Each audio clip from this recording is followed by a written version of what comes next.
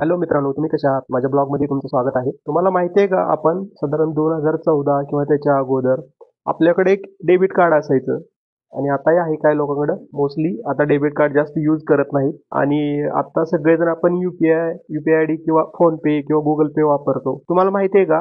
तर ज्यावेळेस फोन पे किंवा युपीआय अगोदर यायच्या अगोदर सुद्धा 2014च्या अगोदर साधारण किंवा हे ऑनलाईन पेमेंट सुरू व्हायच्या अगोदर आपण एटीएमनी पैसे काढत होतो साधारण. आपले एटीएम किंवा डेबिट कार्ड जे आहे ते व्हिसा किंवा मास्टर कार्ड या दोन अमेरिकेच्या कंपनीने बनवून दिलेलं असायचं आपल्याला. साधारण आपण ट्रान्झॅक्शन केलं तर आपल्याला 2% चार्जेस बसायचे आणि ते 2% चार्जेस आहेत ते अमेरिकेला पैसे अगोदर घेतले जायचे. पण आता काय झालंय, आपण जास्तीत जास्त युपीआय आयडीने पेमेंट करत असल्यामुळं आणि विशेषतः अगदी निग्लिजिबल प्रमाणामध्येच एटीएम वापरतात.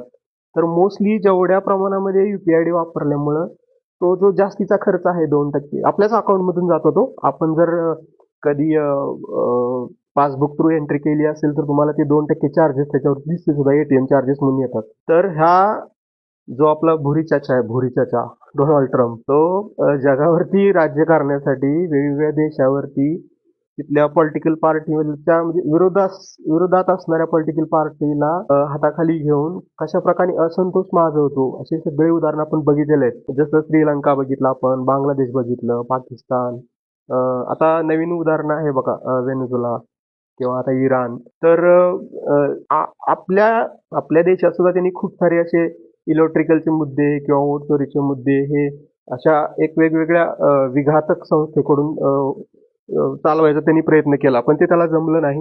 आणि याच्यामध्ये विशेष असा आहे की त्याचं वैयक्तिक असं म्हणणं आहे की रशियाकडून भारताने क्रूड ऑइल जे आहे, क्रूड ऑइल खरेदी नाही केलं पाहिजे आणि क्रूड ऑइल हे त्यांनी अमेरिकेकडूनच खरेदी केलं पाहिजे. किंवा जो असला औषध आहे किंवा दारुगोळा आहे, जसं की जेट्स असतील, मिसाईल्स असतील, हे सुद्धा अमेरिकेकडूनच खरेदी केलं पाहिजे असं त्यांचं म्हणणं आहे.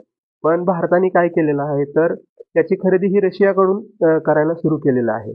आणि आलेलं रशियाकडून घेतलेलं जे क्रूड ऑइल आहे किंवा कच्चं तेल आहे ते त्यांच्याकडून खरेदी करून इतर छोट्या छोट्या देशांना आपण ते विकलेलं आहे आणि याच्यामधून आपल्याला खूप सारा फायदा मिळत आहे. याच्यामध्ये आपल्याला माहिती आहे की जे युरेनियमचं जे उत्पादन आहे, युरेनियम, तर ते युरेनियम जे आहे ते रशियाकडून सगळेच्या सगळे देश घेतात. साधारण स्वतः अमेरिका सुद्धा घरगुती वीज निर्मितीसाठी युरेनियमचं जे म्हणजे आयात जे करतो ते रशियाकडूनच करतो. पण आता मी एक तुम्हाला या ठिकाणी असं सांगायचं एक थोडंसं सांगत आहे की थोडी माहिती सांगत आहे. तर आता काही दिवसापूर्वी म्हणजे नेक्स्ट पुढच्या 1 महिना 2 महिने असं आपल्याला थोडं ऐकायला मिळालंय की भारत आणि चीन या देशावरती अमेरिका म्हणे की 500% टेरिफ लावणार आहे म्हणे. तर त्याचं नुकसान हे आपले जे शेतीशी रिलेटेड जे काही प्रॉडक्ट्स आहेत, दुधाचे जे रिलेटेड प्रॉडक्ट आहेत किंवा खते, औषधे किंवा शेतीच्या संदर्भात जेवढ्या वस्तू असतील, तर या गोष्टीमध्ये आपल्याला खूप सारं नुकसान होईल. आणि अ, तसं आपलं जे जिओ पॉलिटिक्स आहे, ते जिओ पॉलिटिक्स याच्यावरती नक्की तोडगाच काढेल. आपण बघितलेलं आहे आजपर्यंत सुद्धा की कोणत्या प्रकारे अमेरिकेच्या कुठल्याही गोष्टीला आपण बळी पडलेलो नाही आहे. आपलं जिओ पॉलिटिक्स एवढं स्ट्रॉंग आहे. आपले जिओ पॉलिटिक्समध्ये खुद्द पीएम सर सुद्धा एवढे शांत असतात की शांत राहूनच सगळे प्रश्नांची उत्तरं त्यांना मिळतात. आपण बघितलेलं आहे. तर मी तुम्हाला एक थोडंसं एक या ठिकाणी सांगू इच्छितो की ज्या वेळेस तुम्ही मॉलमध्ये वगैरे खरेदीला जाल किंवा अ, किंवा मोबाईल इलेक्ट्रॉनिक गॅजेट असतील किंवा टू व्हीलर, फोर व्हीलर, अजून काही तुम्ही लॅपटॉप घेत असाल किंवा हेडफोन्स घेत असाल, तर या वस्तू घेत असताना तुम्ही त्याच्यावरती मेड इन अमेरिका किंवा USA हे या गोष्टी तुम्ही थोडं बघूनच खरेदी करा. जेवढ्या स्वदेशी वस्तू तुम्ही खरेदी कराल, तेवढा पैसा हा आपल्या देशामध्ये राहील आणि त्याचा आपल्याच रेव्हेन्यूमध्ये भर होईल. जर बाहेरच्या वस्तू खरेदी केली तर त्यांना फायदा होऊ शकतो. प्रथमतः आपण स्वदेशीचा स्वीकार केला पाहिजे. म्हणजे त्याला मी सुद्धा आहे. आपण सर्वांनी मिळून आपल्या देशाचं नाव खूप मोठं केलं पाहिजे.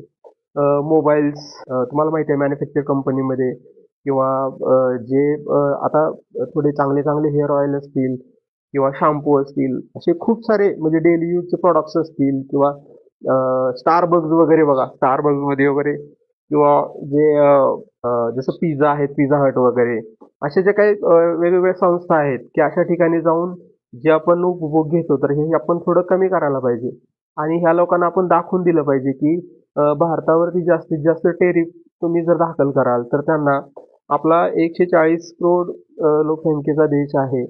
ऑब्व्हियसली आपल्याला हे लगेच शक्य होणार नाही. परंतु हळू-हळू का होईना आपण त्यांना आपली ताकद ही पॉवर जी आहे त्यांना दिसायला लागेल, समजेल.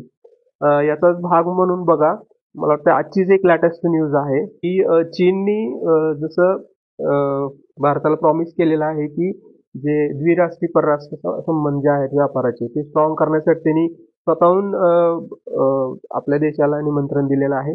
आता त्यांचं असं म्हणणं आहे, की आपल्या ज्या बॉर्डरच्या लगत असणारा जो काही तणाव आहे, तो हळू-हळू कमी झालेला आहे आणि भविष्यात सुद्धा तो अजून कमी होईल, अशी त्यांनी स्वतःहून आशा व्यक्त केलेली आहे.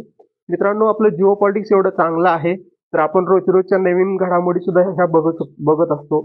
तर ह्या गोष्टी अतिशय चांगल्या होत आहेत. तर जेवढ्या गोष्टी आपल्याला शक्य होतात, तेवढ्या गोष्टी आपण करायला हरकत नाही. तुम्हाला काय वाटतंय? जरूर या गोष्टीचा विचार केला पाहिजे. आज आपण थांबूया इथं. पुढच्या ब्लॉगमध्ये अजून एका नवीन विषयाने आपण सुरुवात करूया. धन्यवाद. Bye bye.